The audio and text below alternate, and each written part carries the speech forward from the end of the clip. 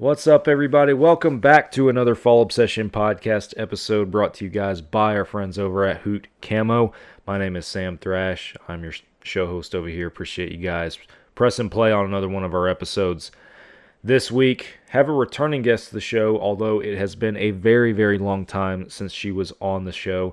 Miss Courtney Carroll is joining me for this week's podcast. She is an avid outdoors woman, big-time turkey hunter, and now also a game warden for the state of Florida. Courtney's definitely had a career change and some other life changes since we last had her on the show for episode number 10. She is one of the original guests from way back in the day, over 5 years ago that we recorded that episode. So definitely a lot to catch up on and talk about in this podcast. Having her back on the show now for 248. We've done a lot of podcasting since then, but if you guys want to go back and listen to that episode 10, the first time she was on the show, see the early stages of Fall Obsession podcast production quality at the same time, you're more than welcome to, and you can find it on all the podcast apps. But I invited Courtney to come back on here, not just talk hunting, but I really wanted to visit with her about her profession and some of the things that she encounters and deals with as a game warden. Courtney did go through the official channels with her agency to be able to do this podcast. We're very grateful for her doing that, but she wanted to make sure that she was fully prepared and able to talk about these things and share some information with us. And I value somebody coming on the show and sharing that perspective, a perspective that you don't always hear on a hunting podcast, talking about a fish and game law enforcement officer's perspective. So hope you guys enjoy this podcast. It is a good one. On top of just being with a game warden, we're talking to a game warden from Florida where you have a lot of different hunting and fishing dynamics and demographics in that state. So definitely a lot to discuss. But before we get to the episode with Courtney, we're going to take care of the housekeeping real quick. You guys know the drill. Whatever podcast platform you are streaming this episode on, please make sure that you are followed, subscribed, you've liked the show, you've left a review, you got the notifications turned on. Whatever they have an option for you to do there, please go ahead and do it. We are on all major podcast streaming platforms. Wherever you like to listen to shows, we are there, as well as Carbon TV, Waypoint TV, YouTube. Make sure you're subscribed to the YouTube channel, not just for the podcast videos that we put on there every Thursday, but also for all of our other content. We have some new show episodes that have come out recently. We got some films in the works. We got all sorts of cool stuff. So be sure you are subscribed to the YouTube channel. Social media, all the normal places, Facebook, Instagram, TikTok, X. We are on all of those platforms. Make sure you are following Fall Obsession for daily updates from our brand and our team. FallObsession.com is the website. All of the content filters through there. You will find the podcast, the shows, the films, the gear reviews, the articles, the wild game recipes. Online store where you can purchase apparel, all that kind of stuff is found at FallObsession.com. And then last but not least, if you guys have not heard of Carbon TV, please make sure that you go check it out. It is a free streaming app for hunters and outdoorsmen. You will find hundreds of different hunting shows and podcasts streaming on the Carbon platform from a bunch of different genres in the hunting and outdoor world. Guys, don't miss the opportunity to get plugged in on the Carbon TV network. You will find 4 different Fall Obsession produced shows on that platform.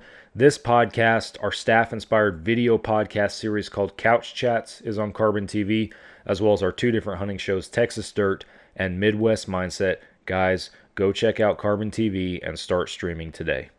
And with that, we're going to get Courtney in here and start our conversation with her. You guys are listening to another Fall Obsession podcast. The power lies within that middle ground. Hunting transformed my life. I think you have to be built somewhat different. That Dale Brisby's a super puncher. When you get Pop-Tarts on the next Walmart order.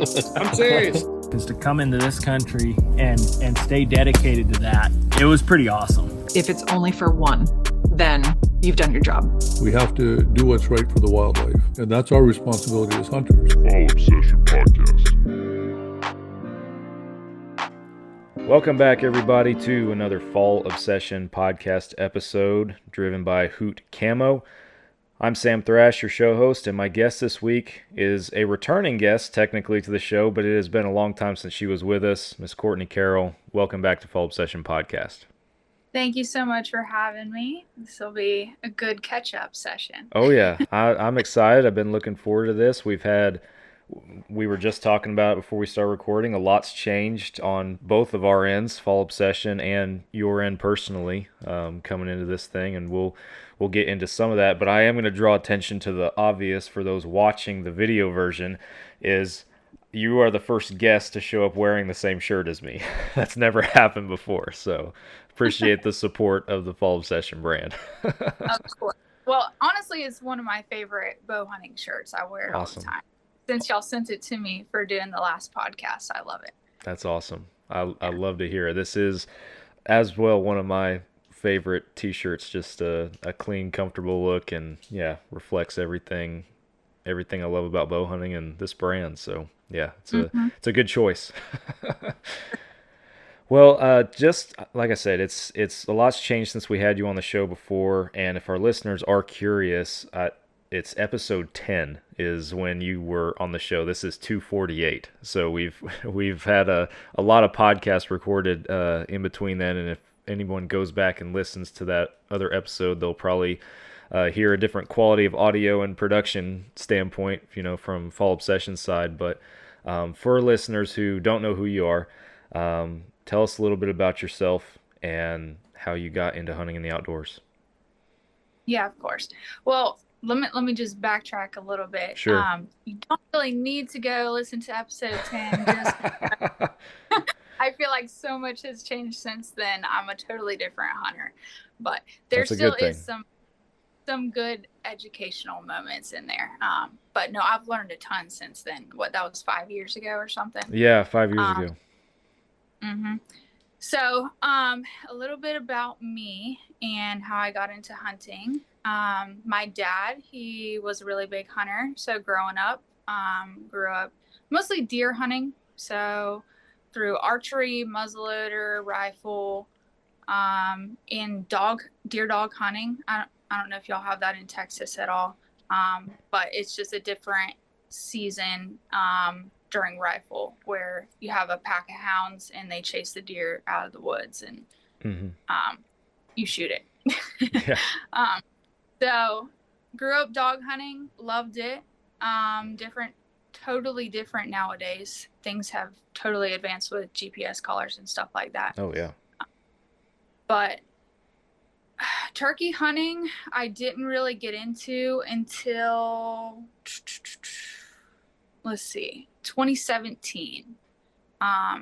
So my dad really wasn't a turkey hunter. I was kind of self-taught and then had a few friends that turkey hunted as well. So didn't really get into it until then, but I became hooked after killed my first turkey by myself. So that was a huge accomplishment. And then I've dabbled in some duck hunting. My brother was a really big duck hunter, so did a little bit of that. And no, mostly deer throughout the years. So I've been really passionate about it. Killed my first spike when I was 16. And honestly, I'm glad it was a buck because now I have that memory on the wall. Even though it's a spike about that big, but it's still a memory. I think my head hides it on the podcast video. Maybe I can move. There you go. You can see. I have one. I have a little one myself hanging on the wall that represents a similar memory. So I completely understand. It's not the size. It's all about the hunt. Mm-hmm. Absolutely. Yeah. So I think that's a bit about how I got into hunting. Did you want me to transition into how I got into what I do now? Yeah, we can talk about that. I will backtrack just a second because you mentioned right before you kind of got into your bio a little bit there, you kind of playfully mentioned that you don't have to go back and listen to episode 10 and everything, but you also said, and I forget your exact words, but kind of a history lesson at the same time, right? Kind of shows the evolution and shows where you came from. I actually recorded a podcast just a little while ago with another gentleman, and he has his own show, and we were kind of talking about that a little bit, how, you go back and listen to some of those older episodes and you kind of cringe a little bit because, you're a different person now, or the show might be a different quality, whatever it might be. But I also value that, and those still being accessible, not just for the public, but for us ourselves as well, being able to go back and see our own personal journeys and everything through that, I think is pretty cool. But yes, we can get into kind of where you have gone since then, because you had a complete career change since we last spoke. So tell us a little bit about what you're doing now. That's correct. So actually, I kind of remember leaving off at the end of the podcast being like, this may be some of my last better years, because I am getting into a career change and I do remember that. have as much time. So that career change is being a game warden with the Florida Fish and Wildlife Conservation Commission in Florida. So the academy was pretty long, and the application process is actually very challenging. But let me backtrack a little bit to kind of why I got into that. So of course I have the hunting background. It's something I'm passionate about, and I want to continue to hunt, whether that's for me or my nieces or my children. I want them to continue to hunt and fish. So I think that's really important in why we have law enforcement and game wardens, to protect those fish, wildlife, and resources. So I kind of was unsure of what I wanted to be going into college. I was like, okay, I think I want to be a vet. So I thought more about it, and that was a lot of school. And I got to the point where I was like, I don't think I could start putting dogs down. Like, I would be crying every day. Like, I love animals too much. I just couldn't do it. So then got into biology, started my major with biology, and kind of got into, okay, do I want to be a biologist in wildlife, or do I want to be more so like game warden? And I did a ride along with the Alachua County Sheriff's Office. And so that's strictly just cop, nothing to do with game warden or anything like that. I did try to do a couple ride-alongs with the game wardens, but you can't do a ride-along until you have an application in. And I was only like a sophomore in college, so I wasn't even close to graduating yet. So I did a ride-along with Alachua County, and I fell in love with the chase of the law enforcement side. So how I kind of think that they're similar in whether it's deer hunting or turkey hunting, and then being a cop, is I remember sitting in the truck in our ride along, and then all of a sudden we get a call and we got to go fast. So that reminded me a lot of like deer dog hunting. When you're in the truck and you hear the dogs and they jump, and you got to head to where they're about to cross. So it reminded me a lot of that, and it just like gets your adrenaline pumping. And so after that, I was like, I do not want to be stuck in an office all day. I definitely want to be out and about in some sort of law enforcement aspect. So that's how I transitioned from vet to biologist to then warden. So when you begin this journey, or you decide this is what you're going to do, what is schooling like to get established in that role? What all do you have to go through? Okay, so once I realized when I was in college that's kind of what I wanted to gear towards, I geared my major toward criminal justice and my minor in environmental studies. So I had a little bit of that also. You don't need a college degree to become a Florida Game Warden. You just need a GED or high school diploma, but it does help you in the long run. You get a pay incentive and then also the education behind it. So the application process is pretty long. You have to put in your application, then you wait. Once you finally hear back, you go to do a swim test and a physical test. So it's like an obstacle course, and you have to pass that in a certain amount of time. And then if you pass both of those, you go through an interview portion. And to be straight up with you, my first round of the application, I did not pass the interview. Well, not pass, but I did not get a high enough interview score to beat out 300 other people. Right. So I did not get in my very first application process. So what I took from that was I needed more experience. So around the time that I was interviewing with you for that last podcast, I was guiding for the NWTF.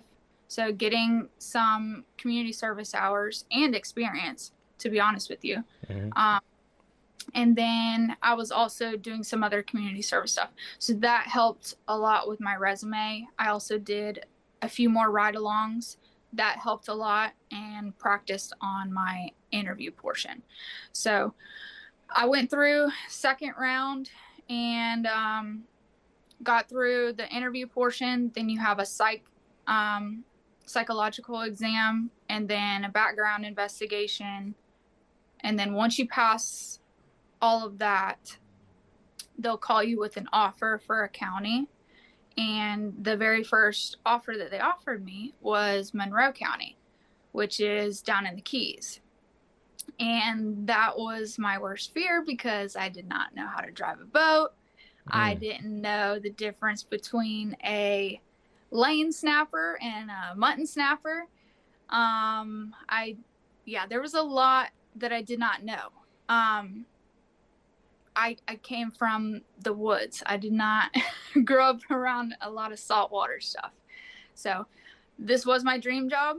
I took that opportunity. I said, okay, I'm going to gain as much experience as I can down there and be a more well-rounded officer. They're going to teach me how to drive a boat. They're going to teach me the different ways to pick out all these grouper and all these snapper for fish ID. And I'm going to have to learn all the new regulations that I don't know. So it was a very long academy process, but I took Monroe. 6 months. Our academy is 6 months long. So the first, I want to say 3 or 4 months. Yeah, the first 4 months is just basic law enforcement, where every other cop goes through that. And then you pass the state exam and you're officially sworn.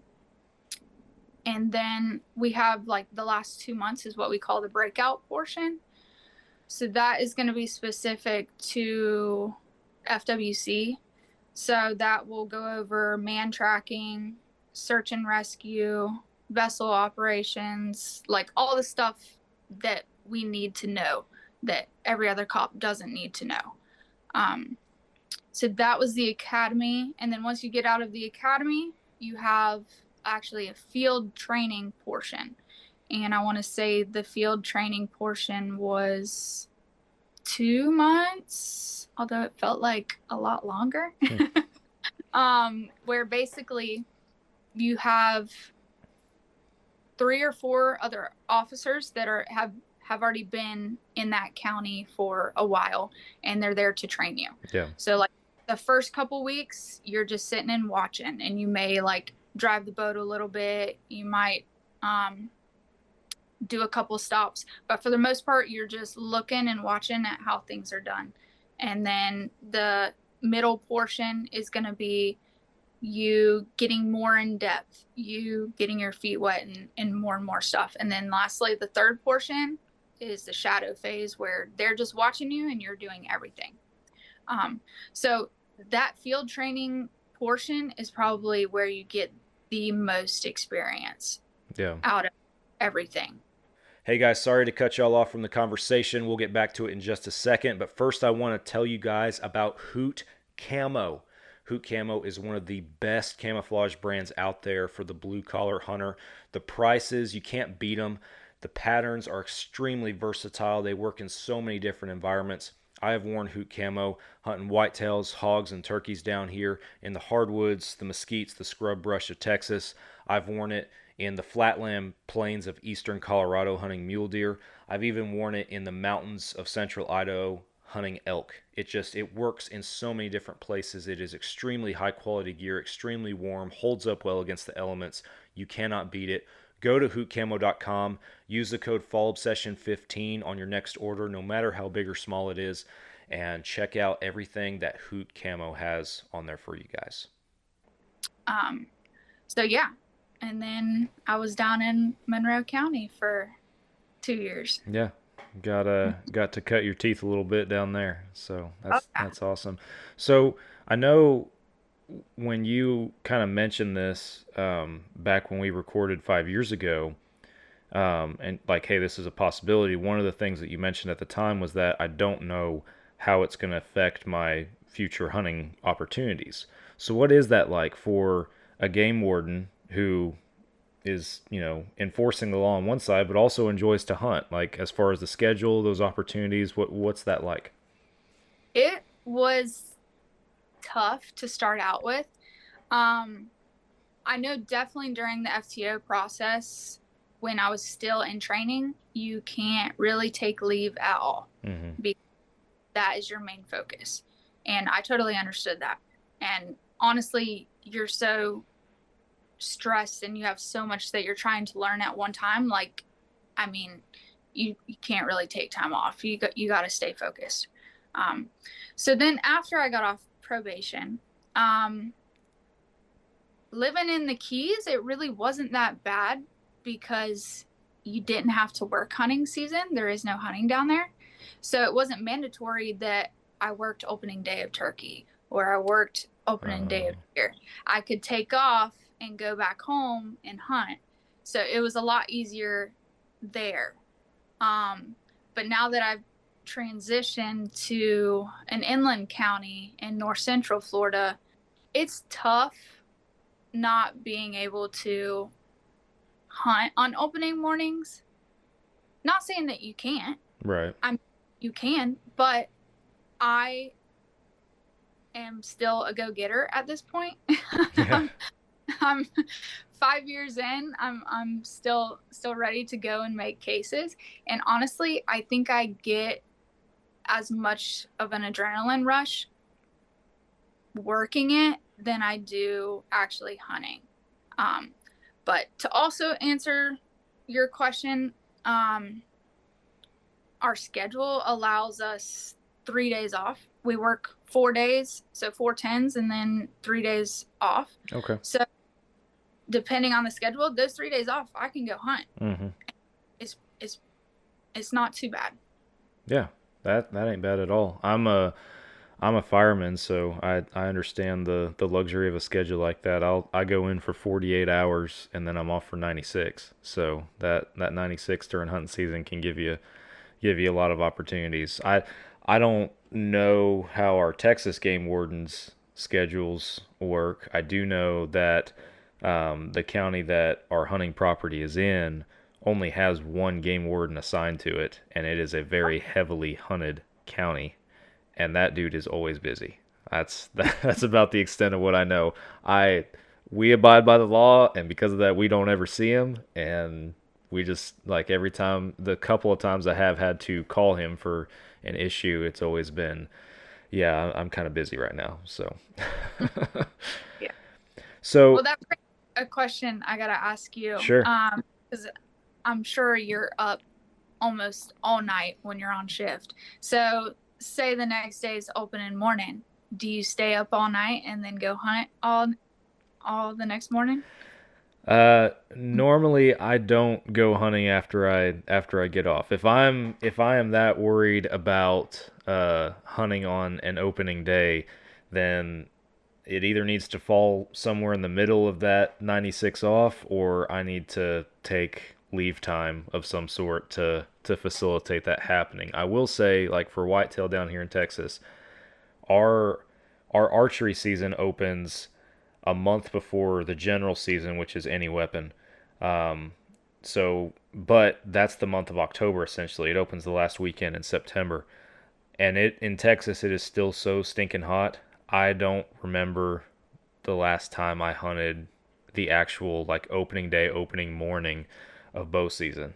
Just because I'm trying to, past few years I've been trying to hunt a little smarter, and so I'm not just going out there to go out there. I'm watching my deer and trying to figure out exactly what they're doing and when they're doing it, and what my bucks are doing, and plan accordingly. So that's the goal. And I also don't like hunting in 90-degree temperatures.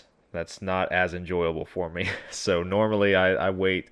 I don't go out there on opening day just because most of the time here recently. So that's my own personal thought. But Yeah.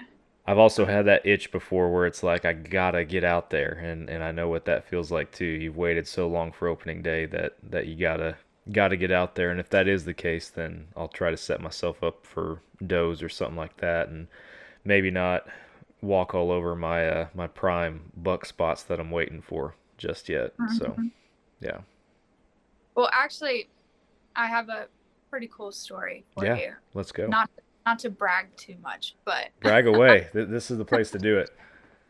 I just thought of it because my first year working this central county, and this is my first year working for turkey bait, which I think is a little different in Texas, but here in Florida, you can't hunt over 100 yards of bait when, sorry, I said that wrong.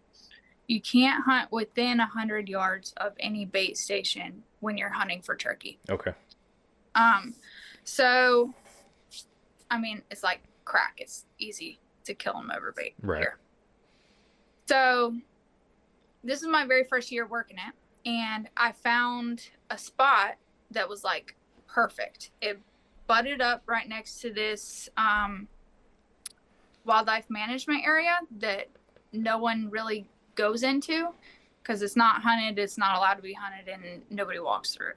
So that was going to be my access to that field.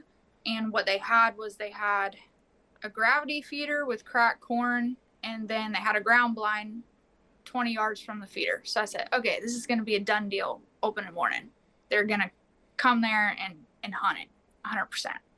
So I go and get there super, super early in the morning, and I'm setting up in the bushes, and it starts getting daylight. I start hearing turkeys gobble. I don't hear or see anybody come to the blind. And I'm like, well, shoot, is this a no-show? Ended up being a no-show. So turkeys had already flown down to the field and gone a different way, which was a little weird. I was like, why didn't they go to the corn right there? They went opposite way. So then I start walking kind of back to the truck, and all of a sudden I hear 3 shotgun shots in the direction where I saw the turkeys kind of go. So I hurried up, I looked at my map, and I see that there's another field right there that I hadn't looked at. So ran that way, struck out, and finally got to where I could see the field through the fence line, and I see 3 guys walking back to their truck with a turkey over their shoulder. And I was like, oh, okay. Which I had no idea what I was walking into. I was just like, okay, well, if all else fails, I'll do a license check and make sure they registered their bird. So I run up there, and I'm out of breath. I'm like, hey, looks like y'all did good today. And I see they had 2 turkeys, and they're like silent. It's 2 kids and their dad. And so I was already starting to get like weird vibes. So I start asking them, like, where'd you kill them? And the dad said, oh, right down there in the field.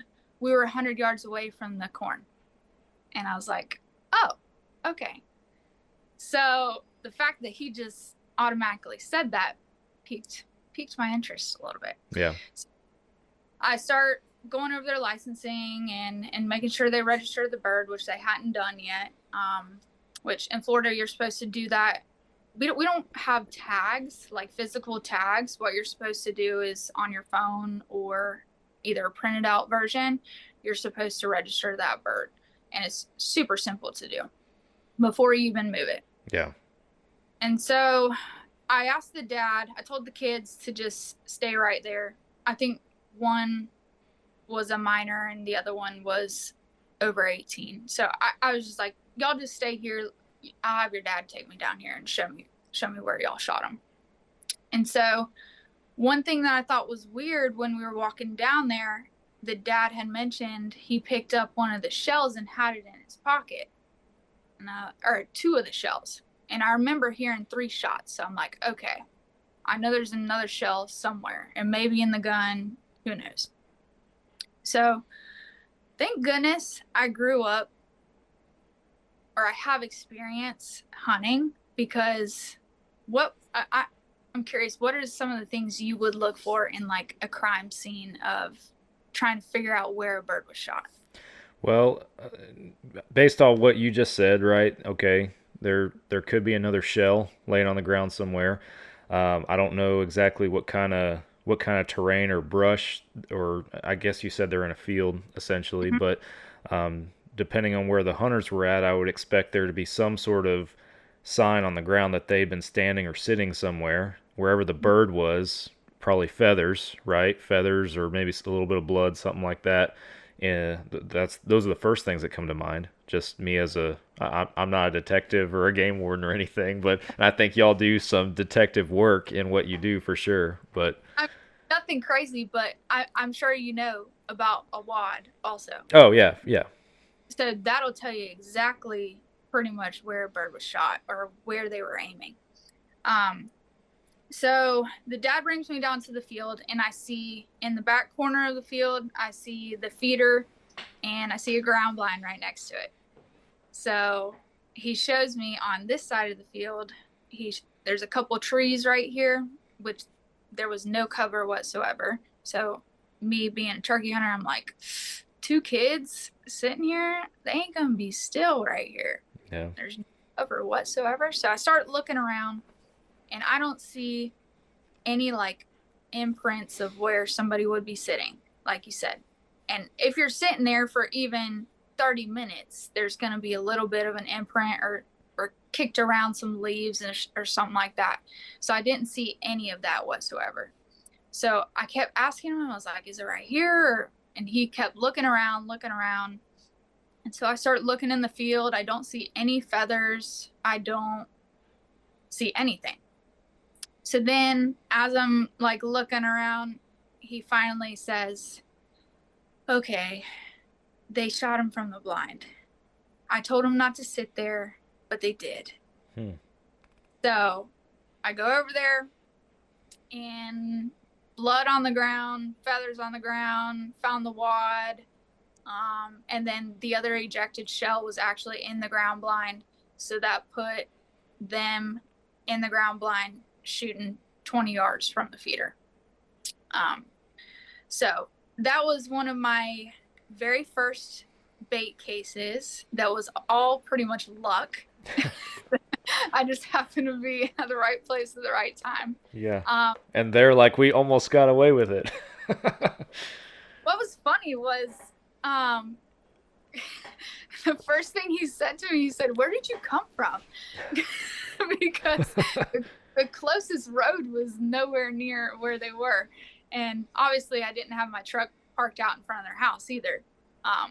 But that's like, I don't know. I'm pretty driven, and I will walk a far ways through some swamp, through some stuff to make a case. But what I'm kind of getting to is what made this day even better.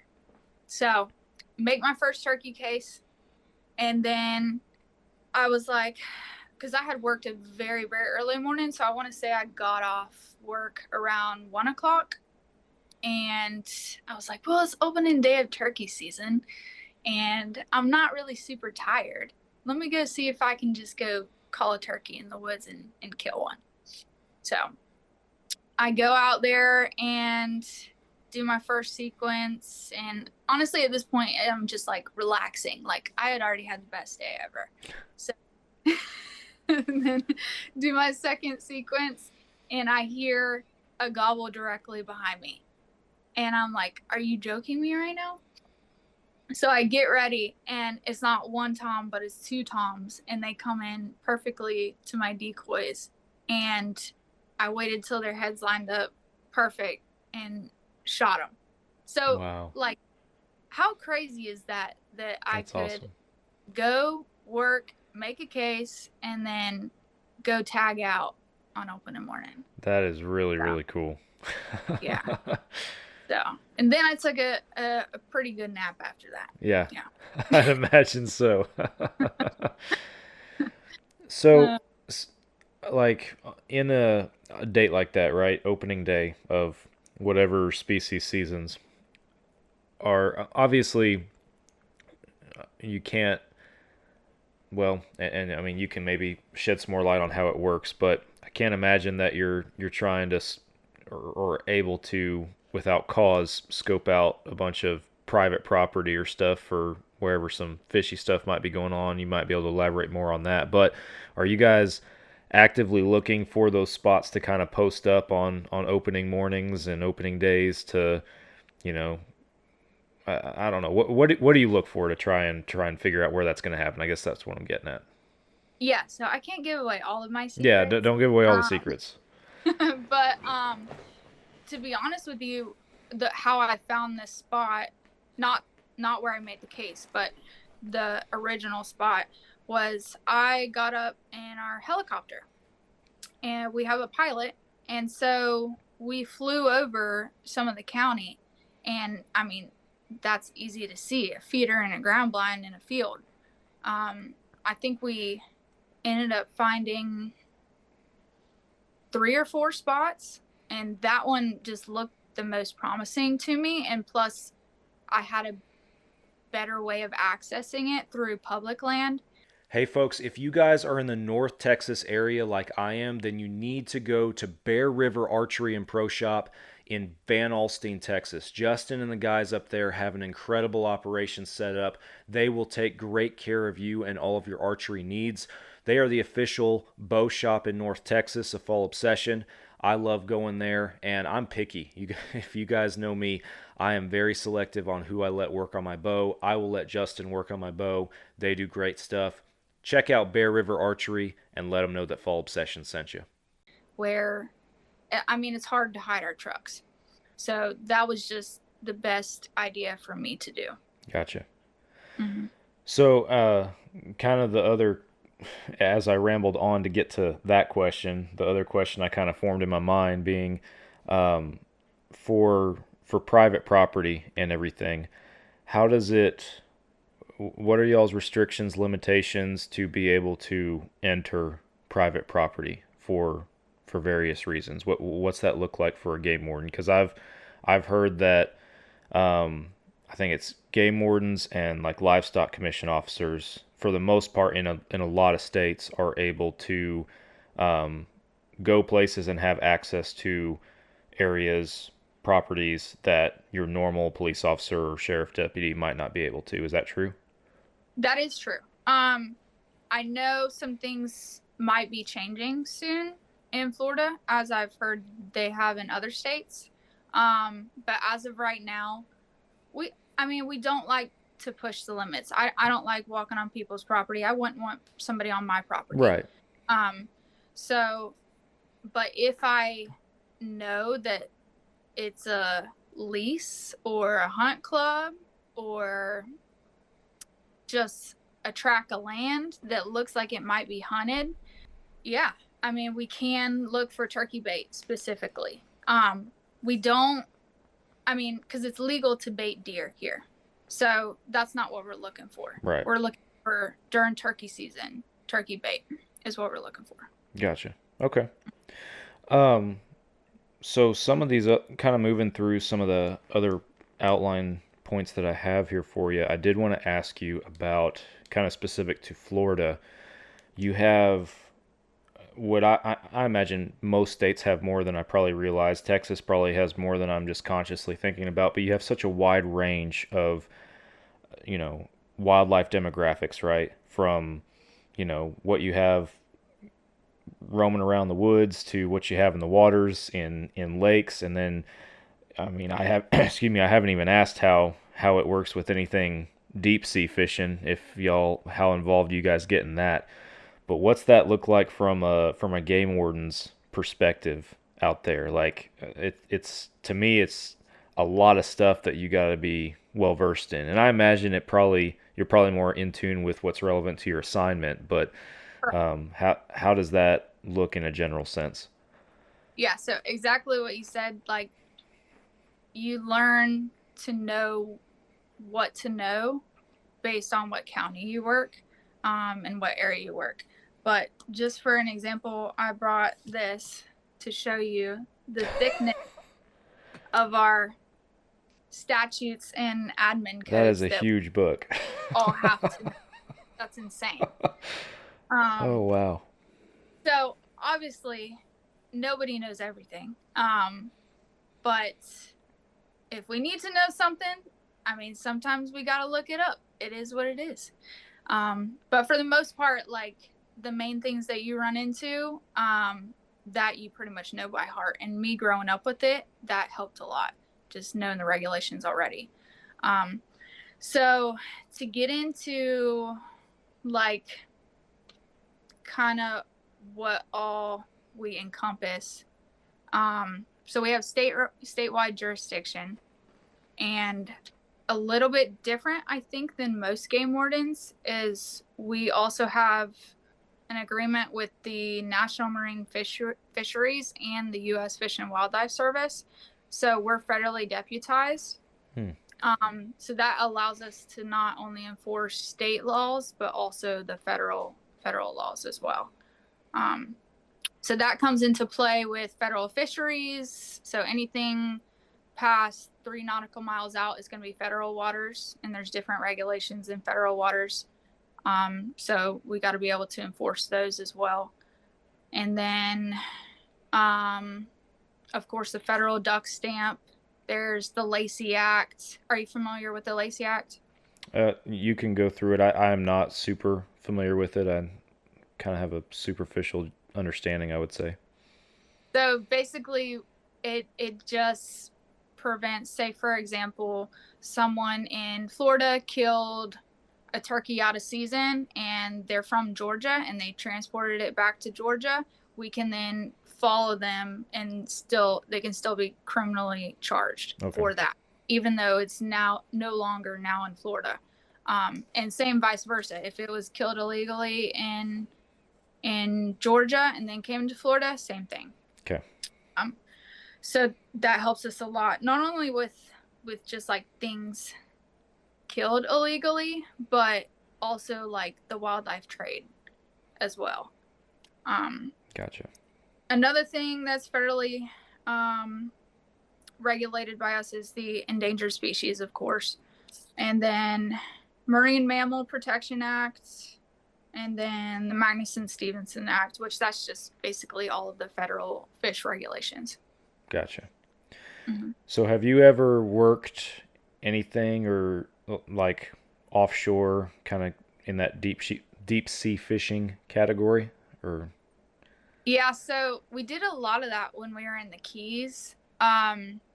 You have a lot of the charter boats when they go off the Atlantic 3 miles. You're not gonna catch grouper and snapper and wahoo and all that. You're not gonna catch that in state waters. You got to go out into the federal waters. So some of the things that they need are their federal permits. So that can allow them to catch the highly migratory species, the pelagic, stuff like that. So that's with like the charter boats out deep sea. It's rare that we go out there. We usually like to check them on their way back in. Mm-hmm. And then we realize, yes, you're in state waters, but y'all are coming from federal waters. So we go off of those federal regulations. Gotcha. Another cool thing that I got to do every now and then was we have an offshore patrol vessel unit, and that's basically just like a really big boat, and they're specifically going out there for federal fisheries. So some of the ones in the Keys that we checked were shrimpers, and they are way out there in the Gulf and the Atlantic. But most of the ones that we checked were in the Gulf, and that was a pretty cool experience because number one, I learned a lot, and number two, like these guys live out on those boats like for days while they're out there harvesting commercially.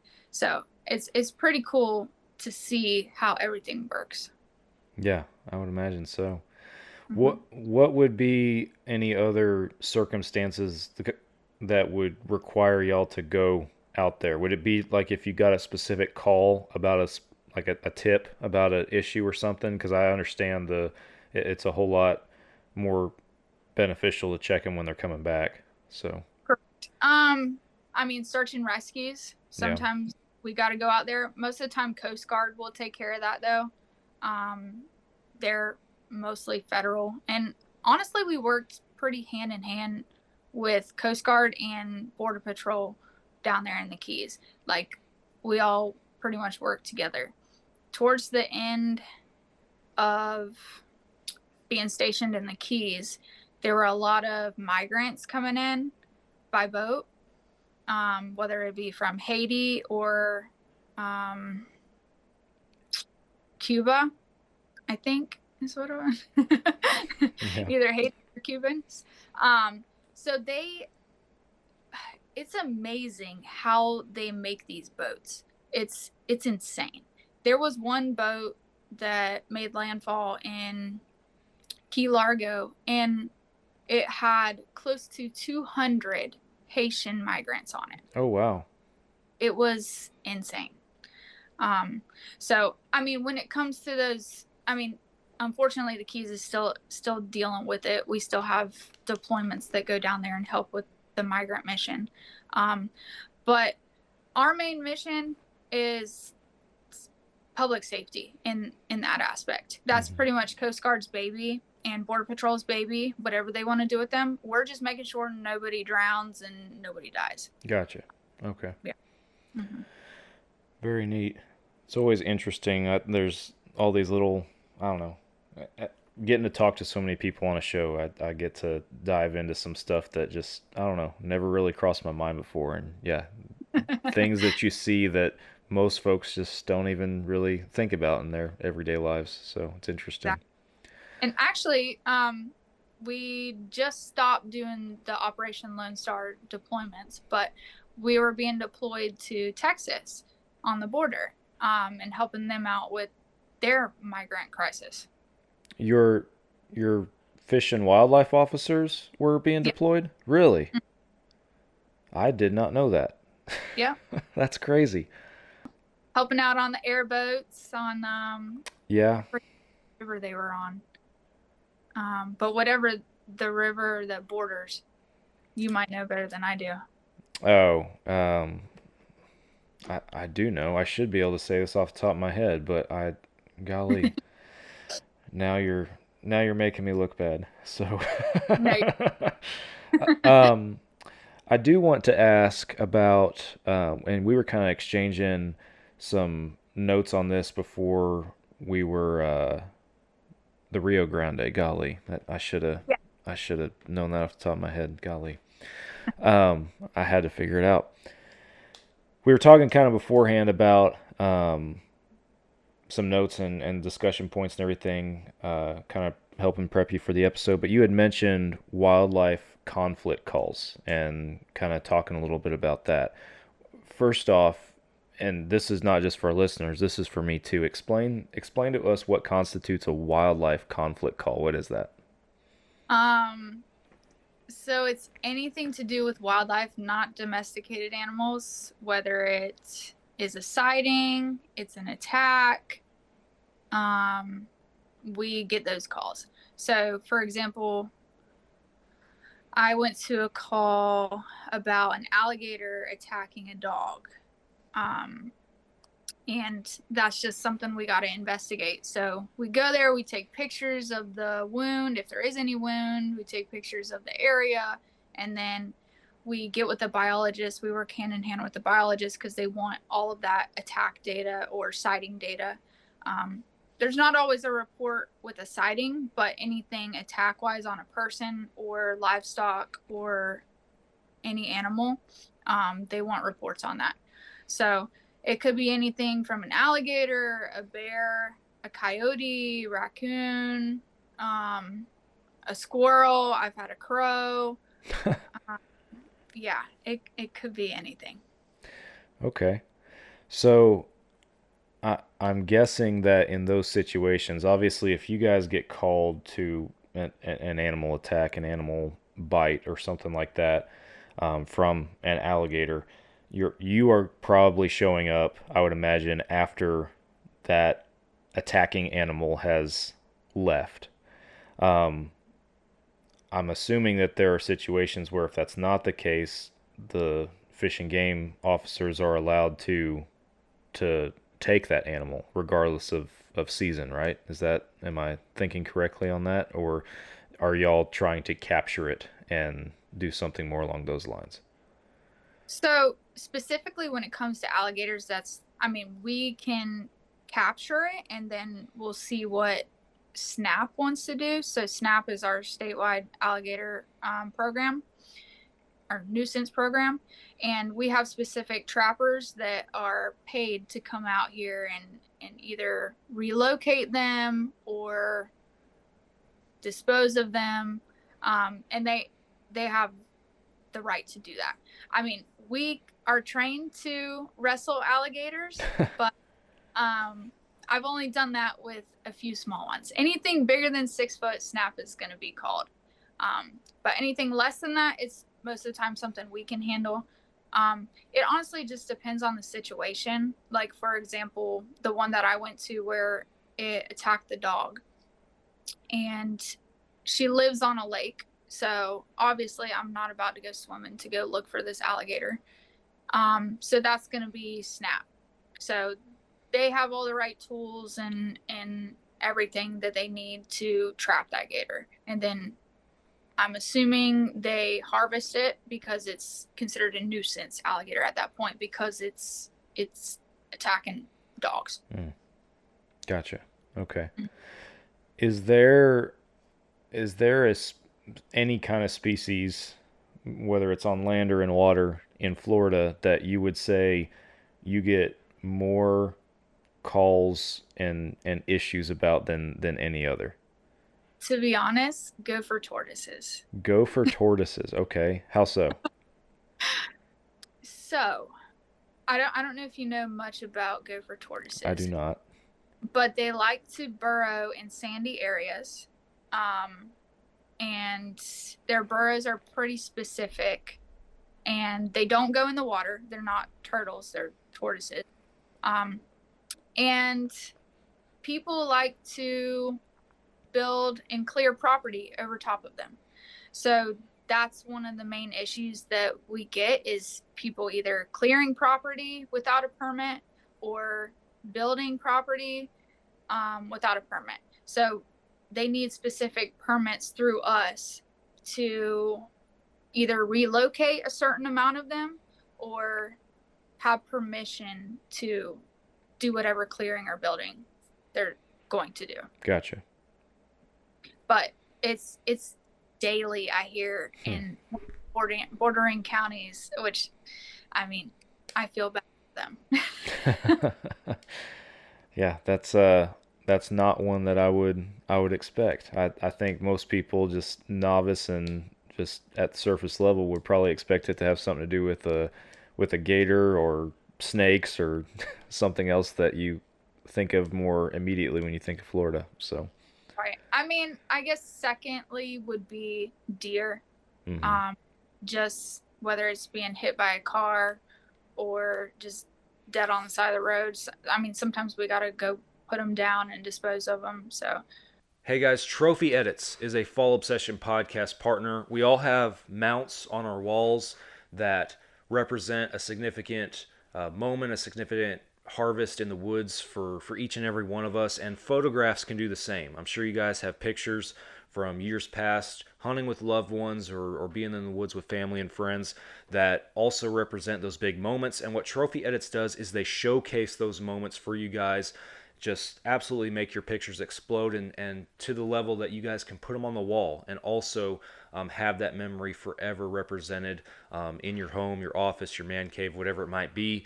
Give Trophy Edits a chance to do the work for you guys. And again, they make those pictures just absolutely awesome with their professional team of editors. So go to Trophy Edits website. The link is in the podcast description. That lets them know that you guys came from us. And use the code FALLOBSESSION at checkout to save you guys some money.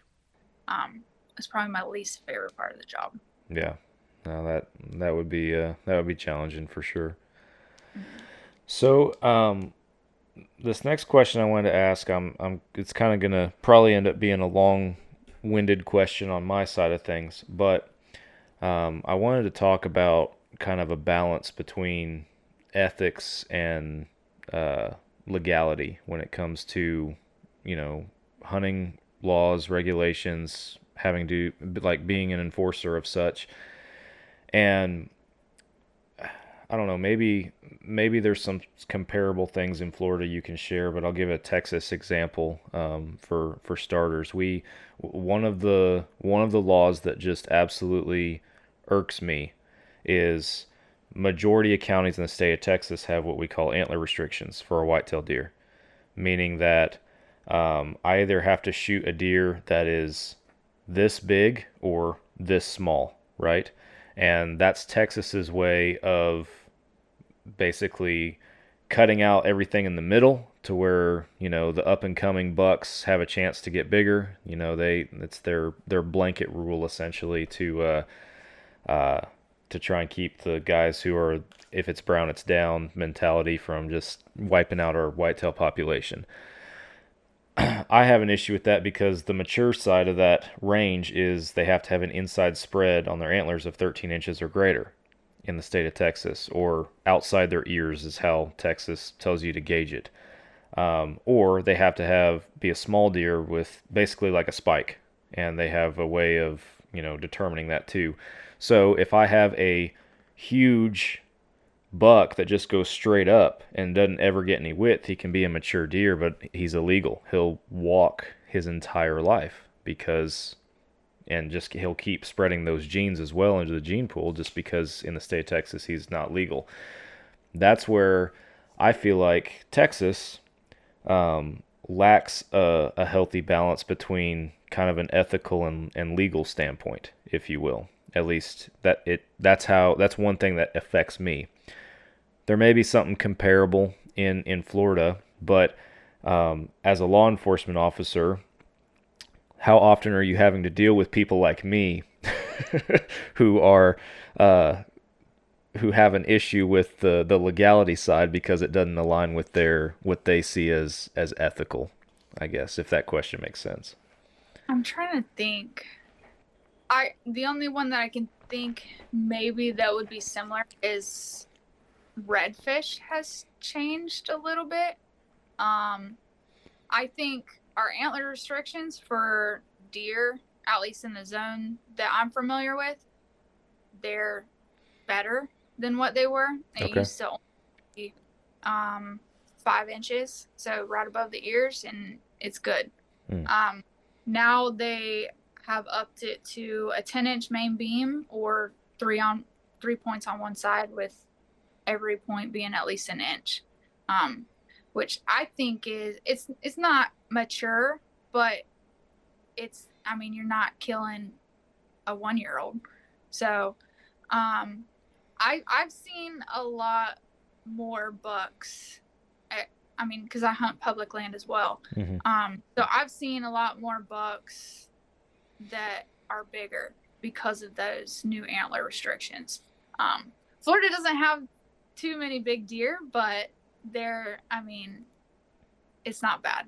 120 inch. So, redfish has changed from, or actually, I'm sorry, it was trout. You used to be able to keep one per person.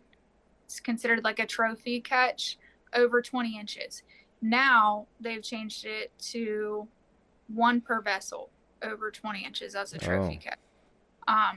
So, I mean, I can see why. I mean, we don't make those rules or laws. We just enforce them. Mm-hmm. But I can see where, okay, those are the breeders. So they don't want the breeders taken out. They want more trout. And who knows, it may change in the future. Right. But as of right now, that's what they need from their studies. So I don't think I've really heard too many complaints, to be honest with you, about that's good. The laws here when it comes to bag limits and size limits and stuff like that. That's good. Well, and I mean, I would probably be the guy that I don't know. Maybe not anymore. There was a time where I probably wouldn't be the guy that complains about it to a game warden, right?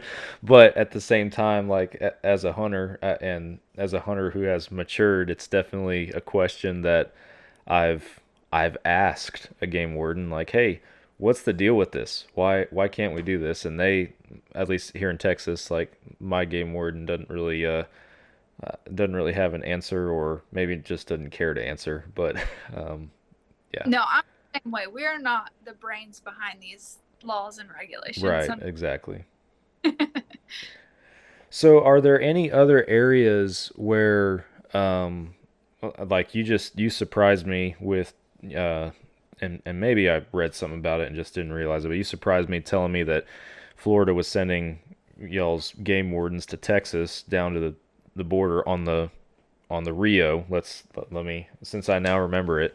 But are there any other areas that game wardens in your area in particular are active and involved with that the general public might not realize y'all are actively doing stuff?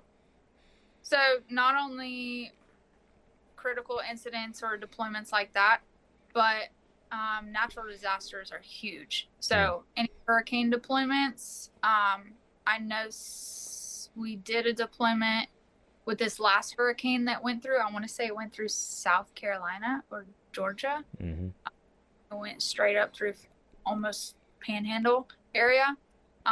So of course we'll send our centralized units to Florida first and then out for basically search and rescue, because we have specialized equipment like airboats. I don't even know what some of these machines are called, but they look crazy, like water buggies. They're insane. But specialized for these natural disasters, search and rescue missions. Gotcha. That's pretty neat. So are you, as a game warden, are you subject to just like something's coming and get a phone call like, hey, be ready to rock and roll type deal? Or for the most part, they take a certain amount of people from each region, just so they're not taking a bunch of people out of one spot. So they like to take volunteers. And most people are happy to volunteer. I mean, I would have loved to go to Texas. Unfortunately, I missed out on it. I took some time off for surgery for my knee, so I didn't really have time to do it in the time span. Or else I would have loved to experience Texas. But I mean, it's mostly volunteering, and it's good because not only do you feel like you're needed and thanked, but also in the off time you meet all of these different officers from different areas, and not only that, not just FWC, but different states law enforcement. Mm-hmm. Like so many people come back. It looks like my battery might be dying soon. I might have to go get a charger. Okay. Yeah, if you need to at some point, that's fine. Okay. But I have heard so many people come back from Operation Lone Star and say like, oh yeah, I'm going to be going on a hunt back in Texas and go kill an Axis, because they made all these connections up there. So yeah, it's a cool opportunity. So I try to hop on anything that I can. Like I just got back from the Keys also. Not so much for deployment, but they had a detail down there for opening of lobster season, and so they needed more manpower to go and work that because it gets crazy down there during mini season and lobster season. So I went down there to work for a week, and it was good to be back for a little bit. So explain to me what makes that crazy, because when me trying to gain understanding of what life as a game warden in Florida in particular is like, you tell me that's crazy down there. My first thought is just that we need all these game wardens down here because all these people just be doing crime, bringing in lobsters. Maybe you can give it a little bit more educated perspective for me on what that's really like. That is definitely number one, all the crime that goes on there, because there's so much water and there's only so many of us. We can't be everywhere at one time. So I'll give you a prime example. During the time that I was down there, there was somebody that made a case. 3 guys had 100 lobster, and it was out of season. The season didn't start till 2 days after that, and you're only allowed a bag limit of 6 lobster per person. So, I mean, it's kind of a lot. Yeah. I mean, he just happened to find these guys. It could be going on anywhere. But also, it was a rude awakening getting down there on my travel day, which is like an 8-hour drive for me to get down there. Once I got down there, and call comes out on the radio, and of course they give it to a local officer, and I'm very lucky that I was familiar with the area. I knew exactly where the call was. It was a boating accident, and it was an overturned vessel with 2 people in the water, 1 unresponsive. So it was a pretty serious call. Yeah. And I was like, okay, where's the nearest boat? I'll hop on it. So somebody told me where the boat was. I go hop on it. I go right out there. Coast Guard's already out there. They had already taken the unresponsive guy back to shore. So already dealing with a boating accident as soon as I get down in the Keys. Yeah. There's just boating accidents happen almost every single day down there. Also dive accidents. People are out there diving inexperienced, trying to get lobster. A lot of people aren't coming down off plane when they should. When people have a dive flag up, divers get run over. It's just mayhem. Well, Yeah. I have a couple additional questions like popping in my mind as we're talking, and sorry if I haven't done a good job prepping you for them, but what constitutes, like, what's the difference? What's the crime difference in a, like, writing somebody a ticket versus you arrested them? Like, do you get arrested for having 100 lobsters on your boat? Like, what's that line, or what's the difference in the criminal act to constitute actually arresting somebody? Yeah, so we have a ton of discretion. So unless it's a felony, then we have no choice but to arrest.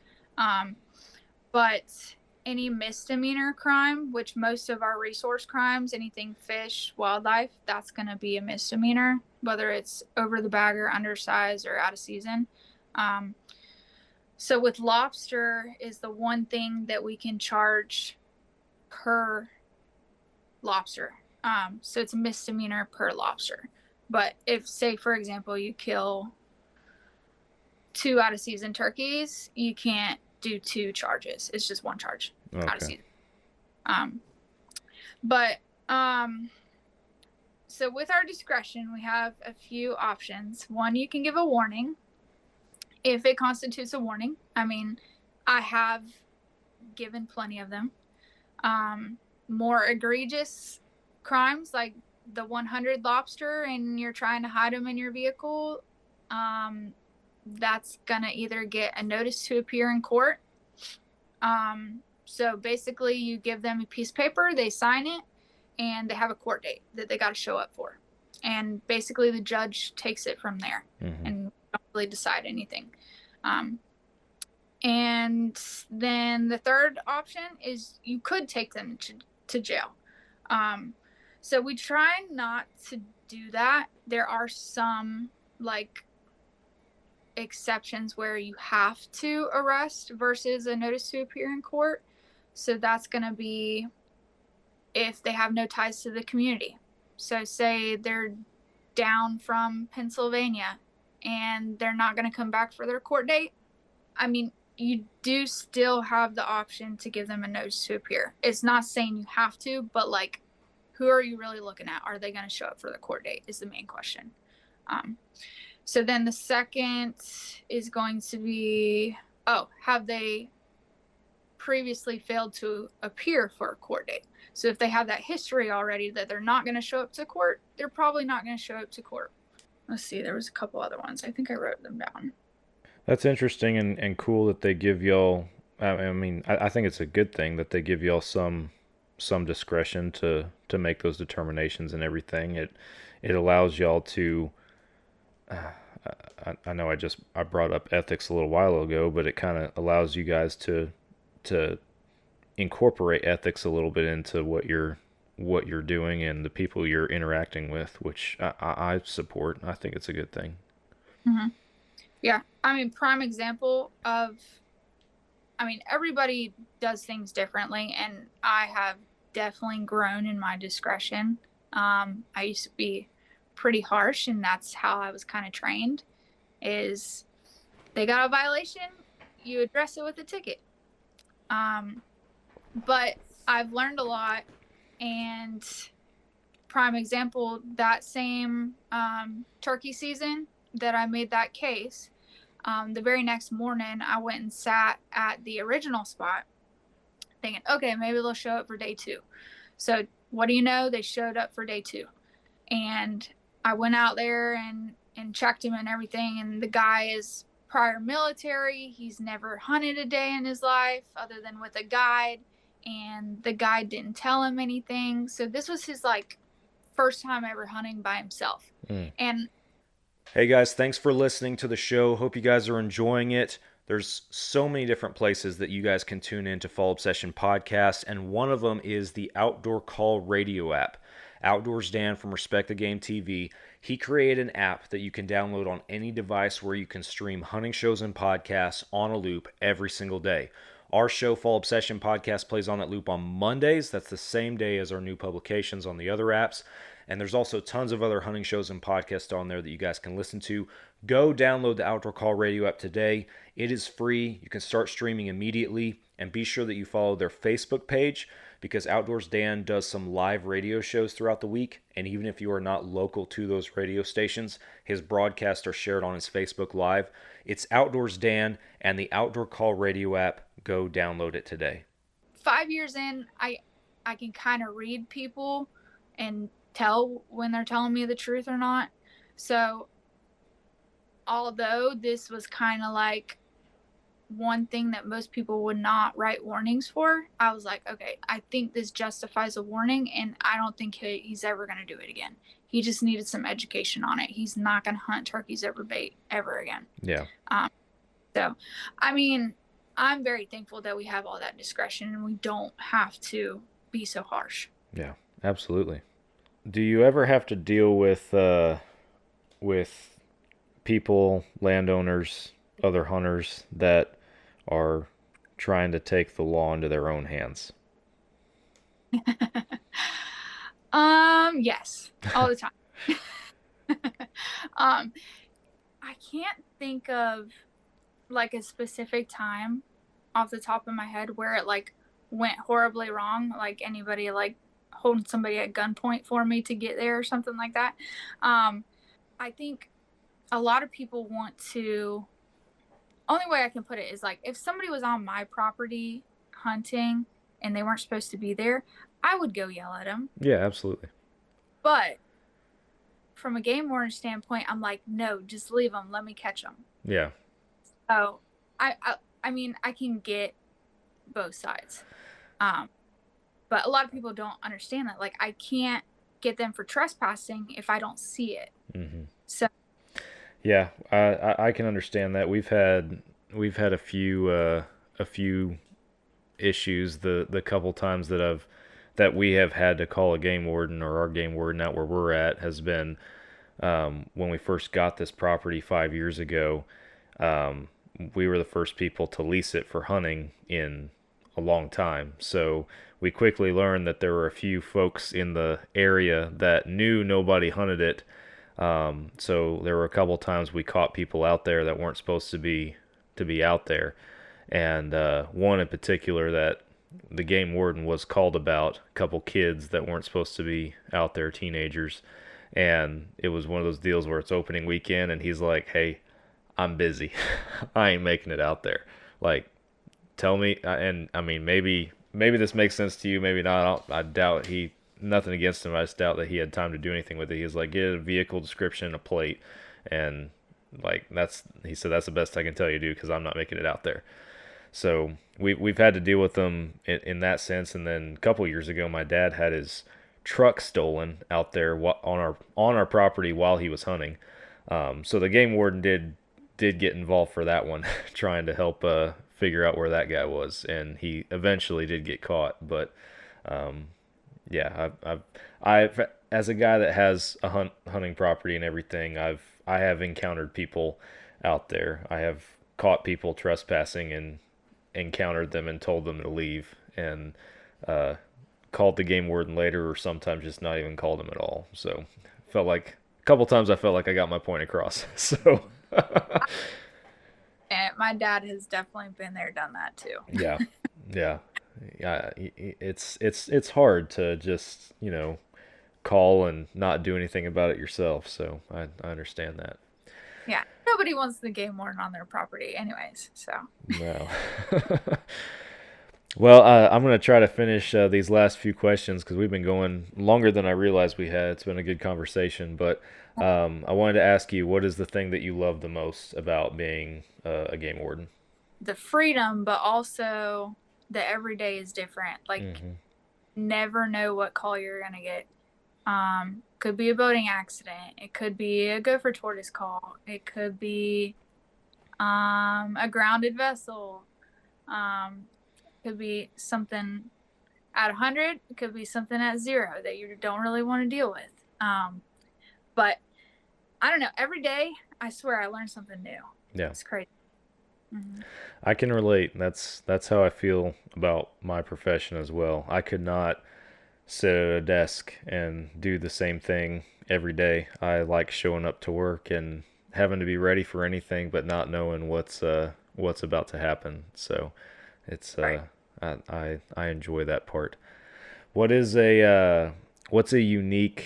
You've already shared some unique situations, but what is a unique situation that since you've had this profession, you've kind of either been involved in, exposed to, responded to, that you'd be willing to share? A unique situation. That's a hard question. Yeah, I don't want to make it. I don't want to complicate it. I'm always weary of asking people. Like I try not to ask the question on what. I hate it when people ask me, what's the worst thing you've ever seen, right? As a fireman, I hate fielding that question. So I want to be respectful of that. That's why I frame it that way. But just a unique circumstance or an unusual circumstance that you've encountered. Okay, I got it. Okay, when you put it that way, I got it. Yeah. So, couple, I'll say memorable instances down working in the Keys, which is high call volume, so there's always something to get into. But I was working on the boat, and one thing that I really liked to work with one of my buddies was commercial fisheries down there.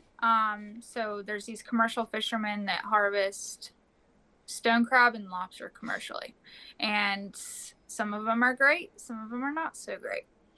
So we were down working in Marathon, and we happened to see this boat headed inshore and to where they port. And so we were like, okay, well, let's go check that one. It looks like they're done for the day.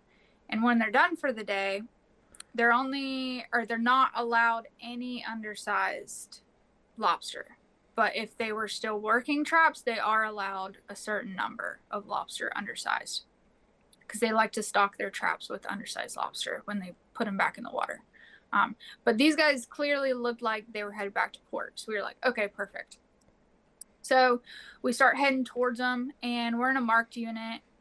And as soon as we get maybe within 100 yards from them, they obviously see us, because then they go from us seeing their starboard side to turning bow to bow.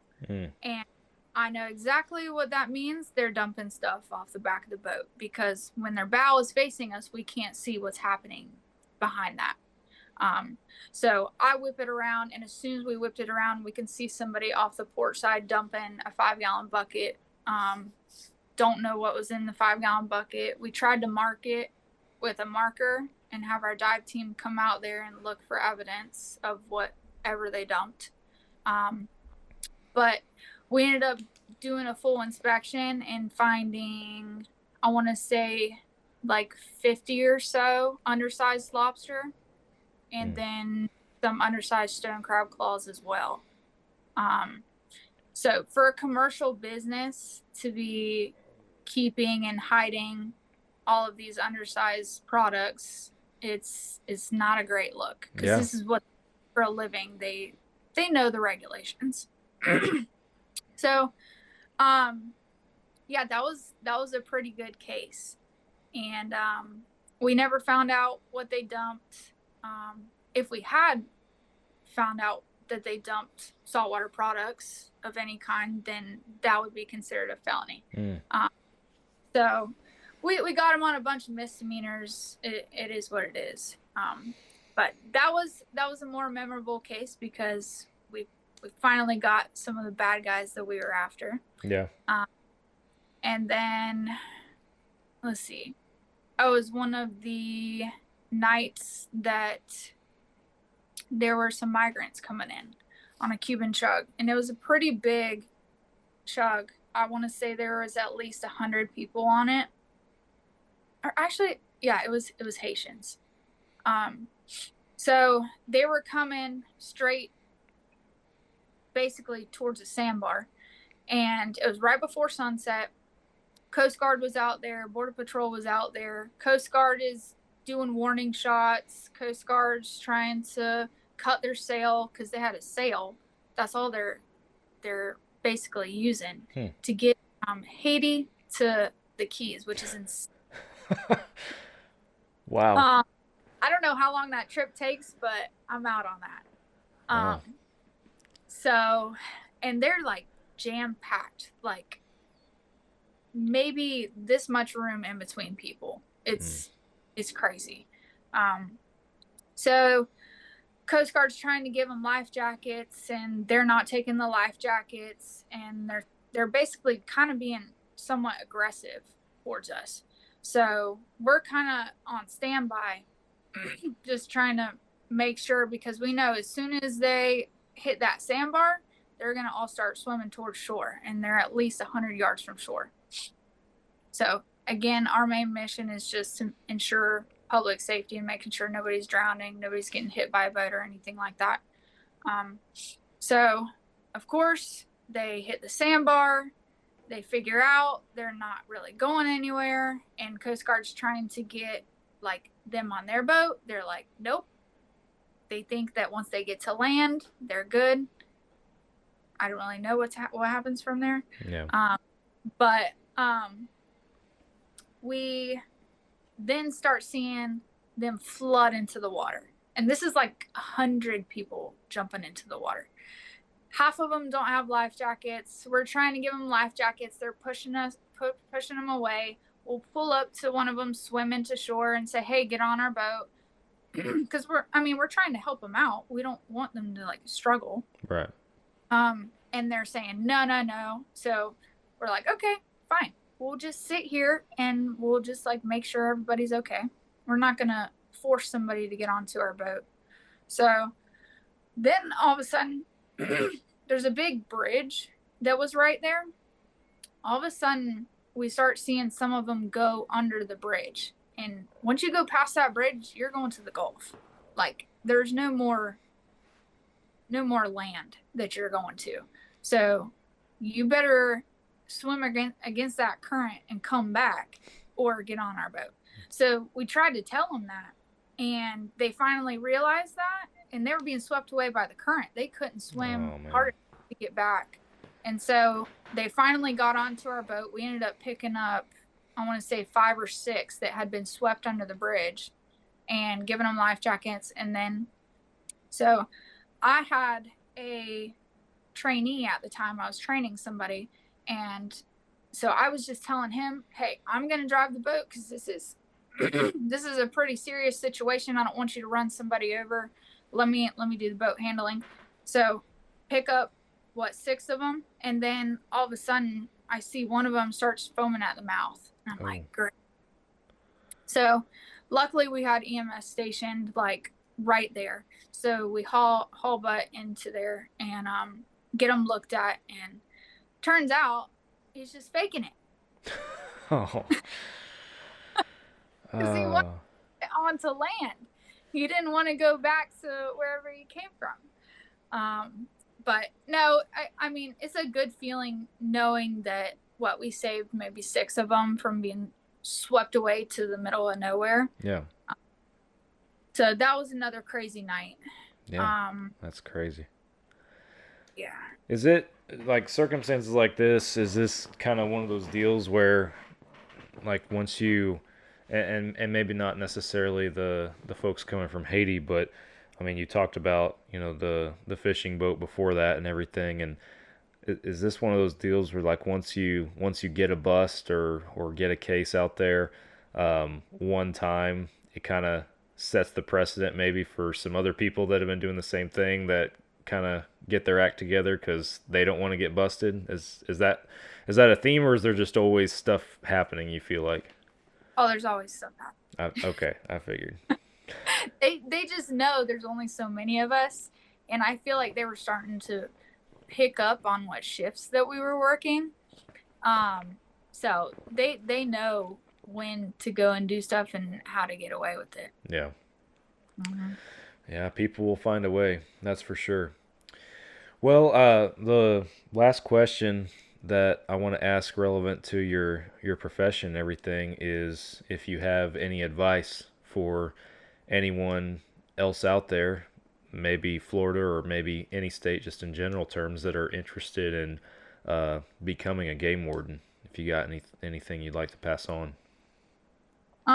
If it's something that you're passionate about, don't give up on it. I mean, like I said, it took me at least a year or 2 to get into it. And of course I didn't get in my first go round, and there's nothing wrong with that. That happens to the best of us.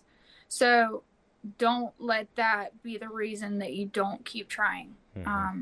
Just get more experience, do more community outreach, stuff like that. Yeah. So another piece of advice is, one thing that we talked about was, like, one thing that I heard about getting into this job is, like, you won't hunt as much because you're going to be too busy. Mm-hmm. No, that's not true. maybe you gotta be busy a little bit at the beginning, it sounded like, but it sounds like you're still able to pursue your passions outside of your profession as well. So might have to forfeit some sleep and some social life, but it is what it is. Yeah. That's part of it for sure. Yeah. Well, I am going to ask you, not relevant to the game warden, real quick, and then we'll wrap it up. I'm sure I probably asked these questions 5 years ago when we had you on the show, but they might have changed now for all I know, and that was a while back, so I'm going to ask them again. Ask every guest that we have on here for the first time, or if it's been a long time, I ask these questions. And the first one is, what is your favorite hunting memory to date? I don't know if this is the same answer as what I said last time, but I just recently talked about this with somebody else. There was a time I guided for the women's hunt through NWTF, and me and her hunted that afternoon. This was for turkey, and it was starting to storm. I knew where there was a field bird, but he was going to be really hard to work because he wasn't hanging out on our side of the property. So it started thundering a little bit, and I heard him hammering in the field. So I'm like, okay, well, let's just go and try. I mean, that's the only bird that I know of that's around here right now. So we go and we sit like parallel to the property line, and had a couple decoys out, and he's hammering to my calls, and he's hammering to the thunder and lightning, which was the coolest thing I've ever seen and heard. So he finally makes his way. I don't know if he was with hens or if he was just out in the field by himself. That could have been the reason why he came to us. But to hear him gobble to the thunder was just like the coolest thing. I've never experienced that. That's pretty cool. He came in perfect. She shot him, and then it just starts to downpour. I was like, okay, we got to hurry up and get out of here. It just worked out perfectly for us. So that's definitely one of the coolest memories. And that was her very first turkey ever. Wow. What a memory. That's awesome. Awesome for both of y'all, for sure. Last question. What is on your hunting bucket list? What's a once in a lifetime or maybe multiple once in a lifetime hunts that you hope to do one day? I don't really have anything specific. I just know that I'd love to kill a Boone and Crockett whitetail one day. Yeah. Mm-hmm. I can relate. Most guests that I have, they have big game on the mind. I've heard elk, mule deer, moose, caribou, some African animals. A guy I had on the show recently, he said a leopard. Never had anybody say that before. And mine, number one, would be a caribou, I think. But I tell people, I was like, I want to go to the Midwest and kill a whitetail. And their immediate response is, why? You hunt whitetails in Texas. You have nice deer in Texas. I'm like, I do. We do. Absolutely. But just there's something different about being in a Midwest tree stand with a bow and hunting a giant whitetail buck. Just so. Yeah. What's that? I said I'm right there with you. Yeah, exactly. It's just it would be a special thing for sure. But that's awesome. Well, Courtney, did we miss anything, or is there anything you'd like to add before we conclude? I mean, I did have a lot of other things that I wanted to touch on, but I mean, maybe that just means we have to have another conversation. we can save it for another time, or if there's anything you want to hit on. I'm getting close to the end of my notes and everything here, which is why I'm kind of steering for home. But I'm more than happy to talk about anything else that you got. So, I mean, I guess just a couple other things that I wanted to add when you asked the question about kind of like where we might be and what we do and stuff like that. Yeah. So, I mean, public safety is number one for us. We're law enforcement above everything. So, basic law enforcement over wildlife and fish. So if we see a car crash, we're going to stop and help out with the car crash. But for the most part, our safety stuff comes into play for boating. So boating safety is huge, and there's a lot of boating safety equipment that you need. And that's one of the main things that we go over. Also, BUIs is one of our core missions, a little different from DUIs, but still the same breath sample, or that same 0.08. And then, I mean, basic traffic stuff. So I know every time I see FHP or the county out stopped with the vehicle, I like to stop and back them up because I would hope they do the same thing for me. Yeah. And then when it comes in the hunting aspect, as far as safety goes, like that hunter orange, making sure everybody's wearing hunter orange, gun ethics. We do a lot of outreach events also. So we go to these hunter safety courses and we'll teach them the laws. Not only that, other outreach events we go to and just kind of like tell them what we do and like make sure kids are more comfortable around us. Like we're not out trying to like get anybody in trouble. We're just there to make sure everything is correct. Yeah. And You're not just hiding in the bushes waiting for somebody to mess up. So right. Yeah. So that's about it that I wanted to hit on.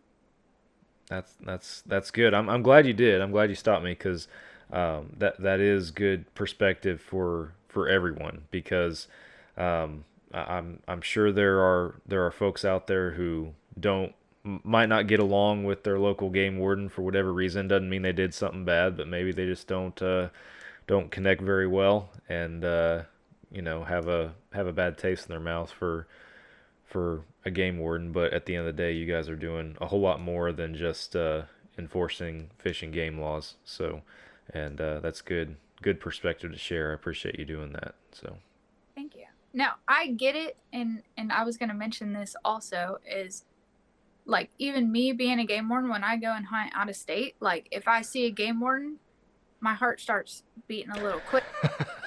I don't want to be checked either. Yeah. Yeah. So I get it. We're people too.